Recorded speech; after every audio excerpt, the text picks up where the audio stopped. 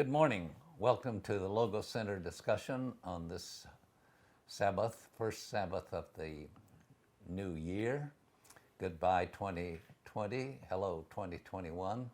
We're all hoping that 2020 will be in the rearview mirror, but we still have COVID with us. We still have ecological challenges, and we still have political challenges. So these are times for prayer and perseverance and self-reflection. And we both reach up at the same time. Yes, and it's fascinating, this basic problem for the souls of humankind is the spirit of rebellion. And we see this especially in response to people's response to the restrictions that are needed in this age of COVID. And people want their freedom, but freedom comes from following the rules. When you don't follow the rules, like someone says, I want my freedom, I don't have to observe traffic lights or speed limits. So when we feel those restrict our freedoms, then that's when we really get into trouble. So for each of us, we need to reflect upon the golden rule, being kind, and especially being kind to ourselves.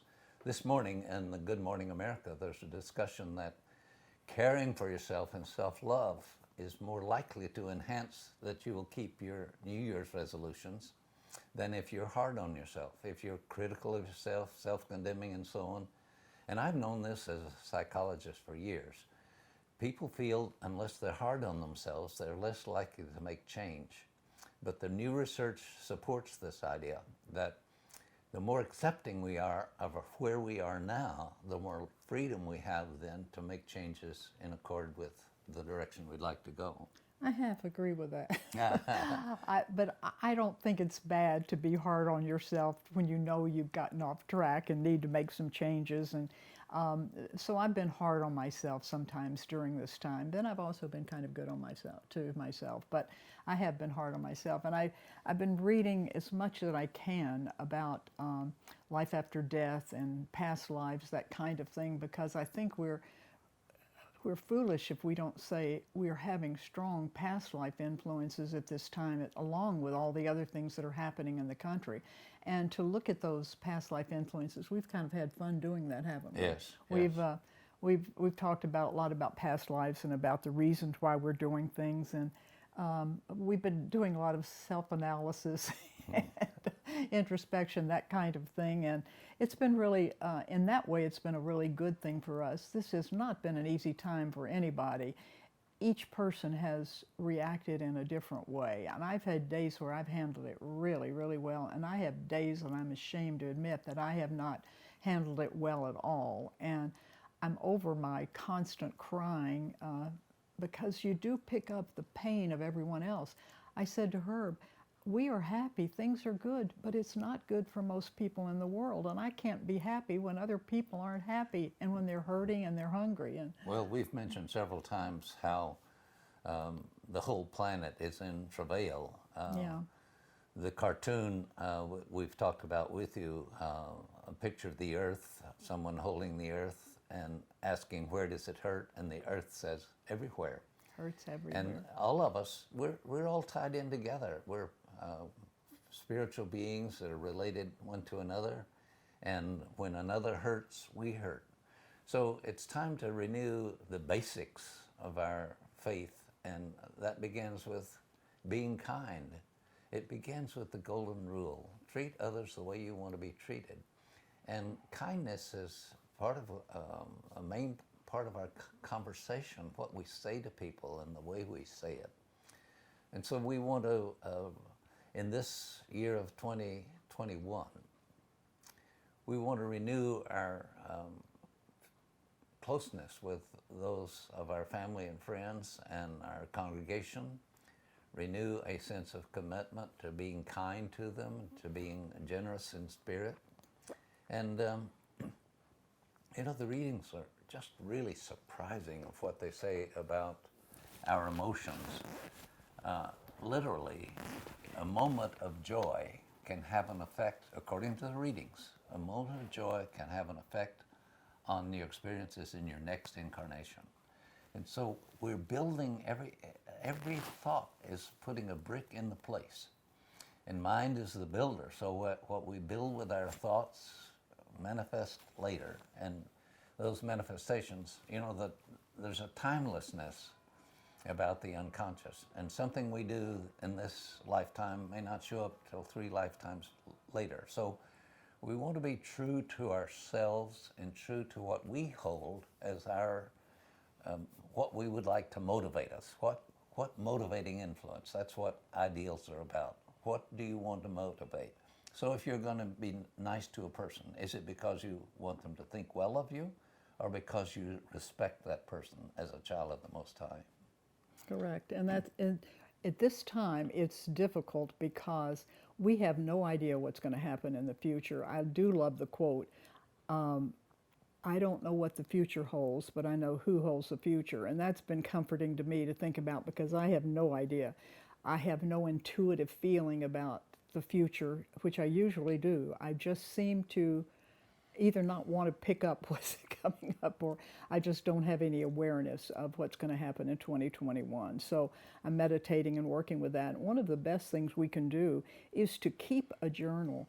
Any life worth living is worth recording. Yeah, the unexamined life is not worth living. Exactly. That's someone exactly. said that. Yeah. Go ahead. And to be willing to look at ourselves, to look at the warts and all, but to look at the positive things. Marianne Williamson wrote a wonderful poem about it's our power that we're afraid of, it's our light that we're afraid of.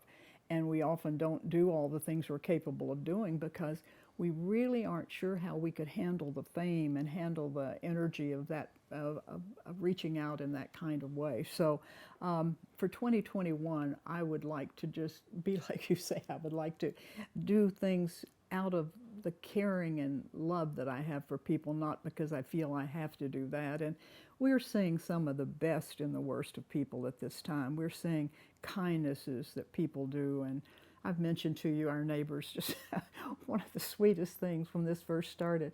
Our next door neighbor brought over a big roll of toilet paper, a big bundle of toilet paper, and our other neighbor brought early on. Early on, and our other neighbor brought over oranges. People are just really very kind and nice, but also people are afraid, and it's a scary time because you hear conflicting things, that it's over fearful things, but by the pandemic, that it's not that bad and that the numbers are being raised and it's not correct. Some of that could be true, but most of it's not. This is a pandemic. People are dying. You can't ignore that. And to say it's not, that's not happening, it is happening. People are just, the rate of death is going up and up and up, and we have to stay inwardly calm so that we don't react to that and fail to do the things we could do. One of the problems I've had during the pandemic, and I know other people have because they've told me, is motivation. We have had the time. I haven't had the motivation. It is really been hard to stay motivated. I haven't, I've read a lot. I've done a lot of meditating. I've done a lot of crying. What has seemed to have worked for you? Have you found something that can get you to take a step? My rule has been, and it's super modest, but it's do at least one thing on your to-do list today. Right. Find it in yourself to do one thing, and if you can do one thing, maybe you can find it to do another. Because you said the other day, we were talking about exercise. We have one of our bedrooms made into an exercise room with all the gym equipment, elliptical and all that. And Herb said we were having trouble getting motivated to exercise, or he wasn't so much, I was. And he just said, just walk into the room that day. That's just one step. And then the next day, walk over to the equipment. And that was all I could do for a couple of days, was just walk into the room. It reminds me, we had a friend years ago that was challenged in her health, and I was reminded to, I gave a talk entitled Incrementalism, make changes incrementally. And it's not a very popular concept, But I told her, if you walk one step today and 2 steps tomorrow and 3 the next day, then by the end of the year you'll be walking a mile, and otherwise the end of the year you'll be the same. Now, years later I found out she had COPD, and it was difficult for her even to take a step. So we don't know what other people are dealing with, but what we have to find is a way for ourselves to do what really needs to be done, and in the right spirit, The idea of a kindness that makes us feel better about ourselves, instead of actually caring about the person. We just really need this thing that we've seen so little of in the past 4 years: compassion. We need to be compassionate with the challenges that other people are facing, because we have no idea what their backgrounds are. Anne and I regularly express to each other the gratitude for the opportunities that we've had in our life, the good parents that we had, the good experiences we had in school, the opportunity to learn about the Bible and to improve on our understanding through such sources as the Casey readings and others. So we are thankful, but we need to appreciate the circumstances of other people and be kind to them even in our thoughts. Now, when Casey says thoughts are things, he's saying that a thought, and we can demonstrate this with psychokinesis, a thought can move an object.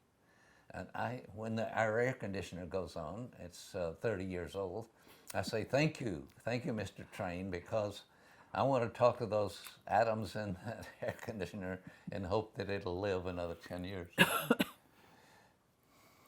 Yeah, that's it. That's really, we do talk to our air conditioner because it's on his last legs, we're pretty sure. It is a time of a lot of confusion, a lot of fear. I mean, you don't want to be fearful because it depresses your immune system, and you want to do everything that you can to stay centered and as healthy as you can during this time, because fear will make you sicker and make you more prone to catching things than if you can stay.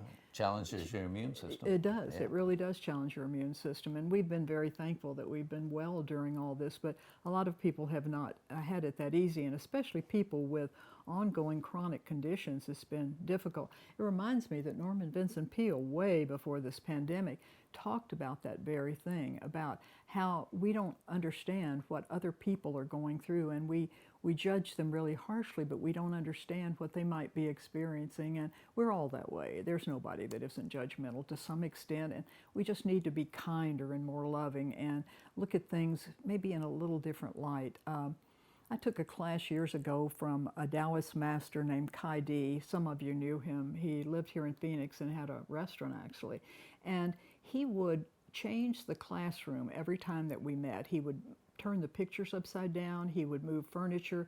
He would have half the class facing one direction, half another. And he said, what the Tao is about is change. Tao is change. And we have to understand that we're always in the midst of change. And the I Ching is literally the book of book change. of change, yeah. And we have to expect that and invite it, really. But we don't like change. We really don't. We don't want things to change. I'm that way, and most of the people I know are that way. We don't want things to change. We want them to stay like they are, because there's comfort in the sameness, and they're not staying the same. And we're going into 2021. We have no idea what will unfold. Would you have, in your wildest dreams, predicted 2020 in your wildest dreams on January the 1st of 2020? So we don't know about don't 2021 or 2022. But we know who holds it in their palm of their hand. There's a saying, I don't know what the future holds, but I can be sure it holds more and more of the Christ. And that's what we have to keep in mind. He's got the whole world in his hands. He has a plan. It's not an individual plan that says God expects you to do this today. And so when people talk about, wanting to live by God's will, what they really need to understand is God's will is love. God's will is that we treat each other in a loving way and treat ourselves in a loving way. Well, one thing that happened in 2020 that I'm delighted about is I got a book out called A Psychology of the Soul. It was easy to write because I've been studying this for the last 70 or 75 years. And I had it all in mind, and I was able to put it together. And as I did, some good surprises. I found some insights just in the process. But I want to invite you to consider reading, and Anne has done a lot of good reading. The Chicken Soup for the Soul are excellent books because you can read an experience in a few minutes, and you don't have to worry about finishing the book or something. And I encourage you to read. Especially, I've been reading Matthew, and he's one that knew Jesus in person, and John. And Casey says, read 14th, 15th, 16th, 17th chapters of the Gospel of John as though Jesus is talking directly to you. And he calls this book of John, the psychology of life. So reading that, now I want to encourage you to read A Psychology of the Soul. The cover has the funnel that I use as a model for understanding consciousness, and it has 7 illuminated centers. Now I'm thinking of that as a Christmas tree, that the real Christmas tree are the lights that are within us, and I can turn on the red light at the adrenal or solar plexus, or I can turn on the royal purples, the colors of royalty. And when the psalmist, 91st Psalm, says, "He who dwells in the secret place of the Most High," it's talking about the secret place of the Most High is this highest center, the pituitary, the heavenly heart, represented by Jupiter, or a universal consciousness. So the point is that if you dwell on anger, you activate the adrenals. If you dwell on self-pity, you activate this thymus gland. If you dwell on rebellion, you activate the spirit. But if you dwell on God's love, secret place of the Most High. So I close the book with these, inviting you to set your aspiration, that is to set your ideal. What do you intend to be motivating to you? Then meditate and then apply. So we just encourage you strongly to embrace the new year with hope and determination and vision. I like that Christmas tree analogy. That's nice. I'll Well, think of that when I'm doing it. I've felt, and I can't sell you this idea, but I think if we thought of Santa Claus as a precursor of Jesus, we say, he knows we've been good or bad. Well, Jesus knows we've been good or bad. We ask and he gives, and Jesus said, ask and it will be given. So if we could transition children and ourselves from Santa Claus as a myth to it being a metaphor for the Christ, then the Christmas tree comes alive to us again, and this Christmas tree is the Christ tree, which again is the center of lights within us. And we need to turn on the higher lights.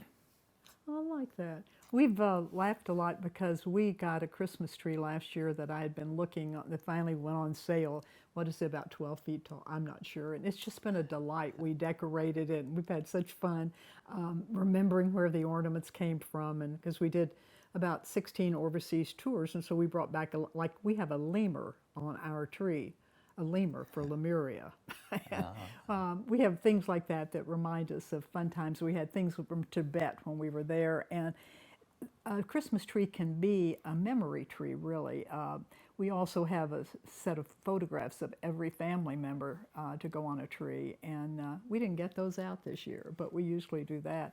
So whatever kind of things like that lift your spirit, and especially at Christmas, we still have our tree up. We're probably going to leave it up a while because we it's just a good feeling every time that you walk by and look at all the color lights and remember what the season was for and the whole bit. So we're going to draw this to a close in a minute, but we thank you for all your phone calls and cards and letters and everything to us, and we really care about you. And call us if there's anything that we can do, or if you just want to talk. We would love to talk with you. We miss all of you. We really miss singing, don't we? And remember, We miss the messengers and singing. the most effective thing we can do is to pray. And when all else fails, when you're just there grooving, move your thoughts to prayerful concerns, and get your body tuned up so you can be an effective prayer and meditator. And pray for us, pray for each other, pray for the leaders of the world. Pray that our scientists will be enlightened and our politicians will embrace the pathway that will be of the greatest good for the people of the United States and the world. God bless you. We will see you next month. Stay tuned now, as it were, to listen to some glorious songs from the Messengers. And a joyous 2021. Let it be so.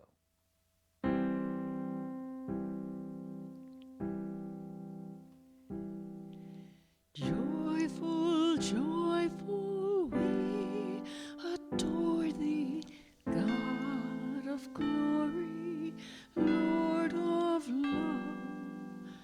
Hearts unfold like flowers before thee, opening to the sun above. Melt the clouds of sin and sadness, drive the dark of doubt away. Giver of immortal gladness, fill us with the light of day.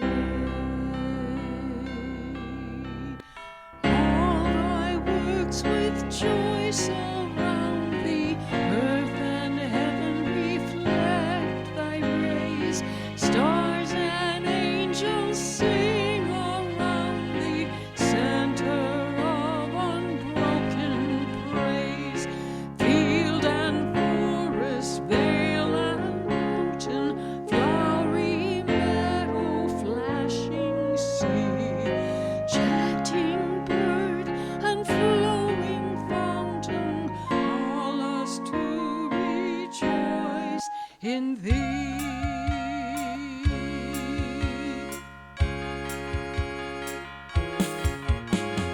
Thou art giving and forgiving, ever blessing, wellspring of the joy of living, ocean depth of happy rest. Thou art brother, Christ our brother, all who live in love are thine. Teach us how to love each other, lift us to the joy divine. Mortals join the happy chorus which the morning stars began.